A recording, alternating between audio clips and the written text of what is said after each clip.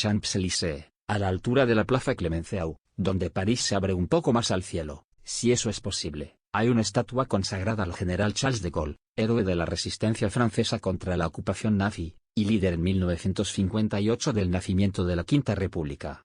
Es una estatua rara, una columna de bronce que parece retorcida, y dibuja en cambio la figura estilizada del general, que parece en movimiento, la pierna derecha hacia adelante, con el taco apenas apoyado en el suelo, el peso cargado en el empeine del pie izquierdo, los brazos casi caídos al costado, las palmas abiertas a modo de ofrenda y plegaria, la cabeza alta, los ojos al frente, un soldado que camina hacia la gloria. La estatua, que da espaldas al bellísimo Gran Palais, es el recorte de un instante histórico que hoy cumple 77 años, el del desfile de la Victoria, el 26 de agosto de 1944, al día siguiente de la liberación de París, y de Francia del yugo nazi que duró 4 años. La marcha abarcó el trayecto que va desde el Arco de Triunfo, tumba del soldado desconocido, hasta la Catedral de Notre Dame, donde casi asesinan a De Gaulle, y Francia se queda sin líder y sin liderazgo. Es una historia no muy divulgada, tapada en parte por la euforia liberadora, y por los otros atentados que De Gaulle sufrió aquella tarde de sábado en su larga marcha victoriosa. Consciente de quién era, qué representaba y a qué aspiraba, De Gaulle se mantuvo en pie, inconmovible en las calles y en la catedral, mientras las balas de los francotiradores alemanes silbaban a su lado. De Gaulle quería una París liberada por franceses. Ni por las tropas estadounidenses que dirigía Dwight Eisenhower desde el desembarco en Normandía, el 6 de junio de ese año, ni por la resistencia encarada por el FI, fuerzas francesas del interior, liderada por los comunistas y en la que tomaban parte muchos miembros del ejército republicano español, vencido en la guerra civil y en 1939. Las tropas americanas, en competencia abierta con el ejército rojo que avanzaba desde el este europeo, tenía en mente llegar a Berlín. Ese era el objetivo principal del que París podía desviar tropas y consumir tiempo, ambos decisivos. Ni Eisenhower, ni el primer ministro británico Winston Churchill, habían hecho buenas migas con De Gaulle, un tipo difícil, orgulloso e inclaudicable. Los anglosajones, como los llamaba el francés con cierto irónico desprecio, pensaban en un ANGOT, un gobierno aliado para las zonas liberadas de Europa.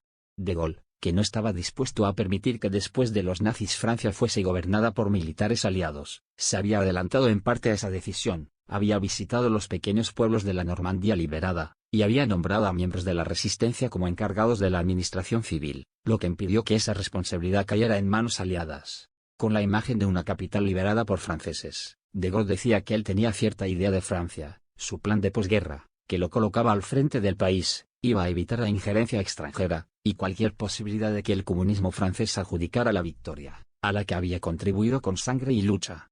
Solo había que convencer a Eisenhower de que desviara parte de sus tropas y entrara en París, junto con una división de tanques franceses. Fue un golista, Yachá van Delmas, el encargado de atravesar las líneas alemanas, y llegar al cuartel de las tropas aliadas para hablar con Eisenhower.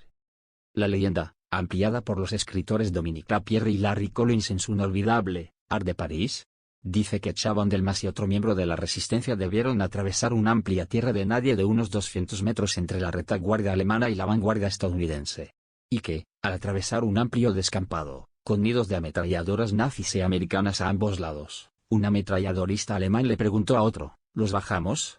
Y la respuesta fue, no, porque del otro lado nos van a caer con todo. Déjalos ir.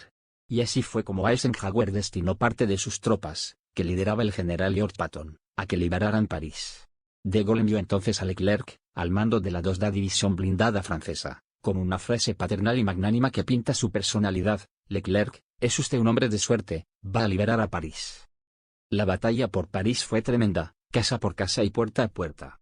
El 25 de agosto la ciudad quedó en manos aliadas. El general Dietrich von Choltitz, que tenía orden de destruirla antes de entregarla, desobedeció la orden de Adolf Hitler, y se entregó a De Gaulle y a Leclerc en la estación ferroviaria de Montparnasse, donde hoy un museo recuerda aquellas jornadas. Esa misma tarde del 25, De Gaulle se declaró jefe del gobierno provisional de la República Francesa, llegó hasta el Ministerio de la Guerra, en la calle de Saint-Dominique, y después fue al Hotel de Ville, a orillas del Sena, sede del ayuntamiento parisino, para dar un discurso a los emocionados franceses. El discurso es célebre, casi tanto como su orador: París ultrajada, París destrozada, París martirizada. Pero París ha sido liberada, liberada por ella misma, liberada por su pueblo, con la colaboración de los ejércitos de Francia, con el apoyo y la colaboración de toda Francia, de una Francia que lucha, de la única Francia, de la verdadera Francia, de la Francia eterna. Ni una sola mención a los aliados, a los comunistas, a los socialistas, a los españoles republicanos. Cierta idea de Francia. Además de los alemanes, ¿acaso haya habido otras fuerzas deseosas de acabar a balazos con De Gaulle, incluidos los grupos fascistas de aquella toda Francia, que habían aceptado la ocupación nazi, colaborado con ella y sostenido a un gobierno títere encabezado por Pierre Laval, que sería fusilado luego por traición? Si así era, y así fue ya que atentaron a balazos contra De Gaulle, la ocasión ideal era la del sábado 26 de agosto, durante el desfile de la Victoria. La ciudad parecía controlada, pero estaba fuera de control. Las tropas americanas lo sabían mejor que los franceses, incluido De Gaulle, que disfrutaba del entusiasmo popular como si todo hubiese terminado. Pero en toda la ciudad había nidos de tiradores alemanes, y de fascistas franceses, que oponían resistencia pese a la rendición. El primero que quiso poner orden fue el general americano Leonard Gerow, responsable del sector París y superior jerárquico del general Leclerc dentro del primer cuerpo de ejército. Gerow y Leclerc venían picados desde antes de la liberación.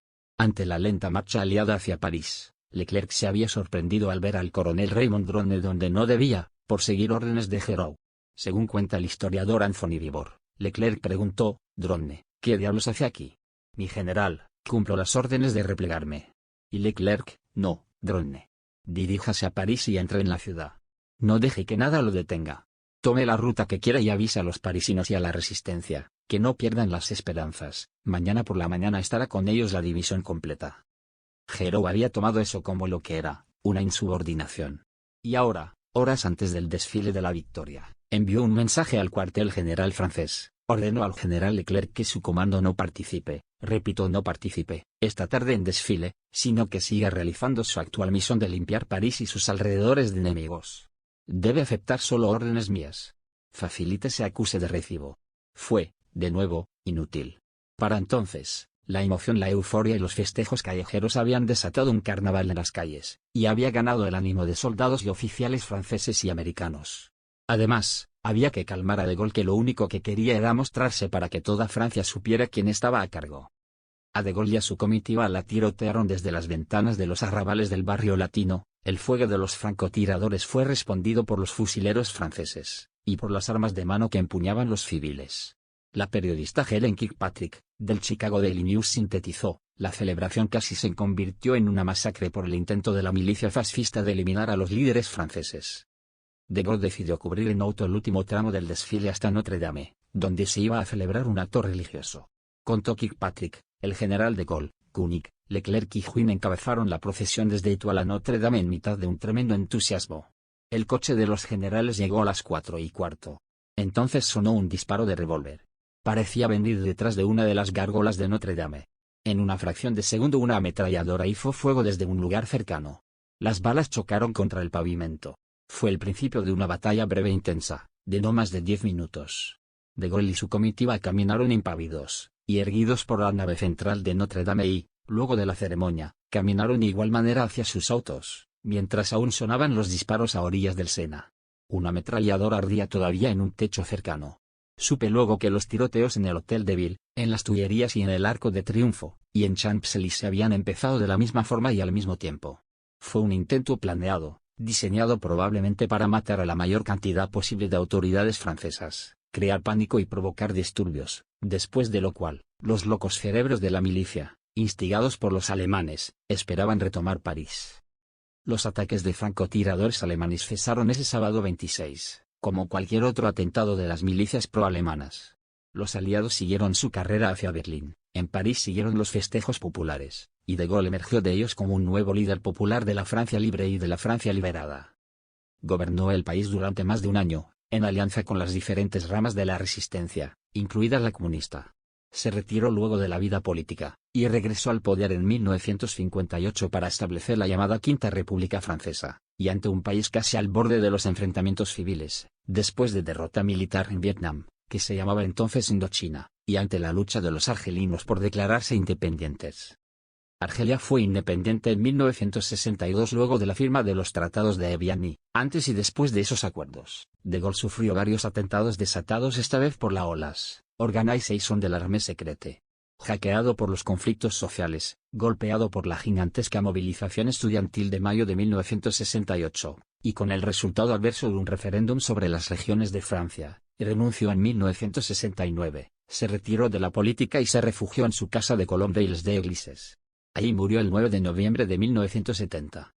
Si te gustó el video dale like y suscríbete. Compartilo con tus amigos. Muchas gracias por elegirnos. Bendiciones.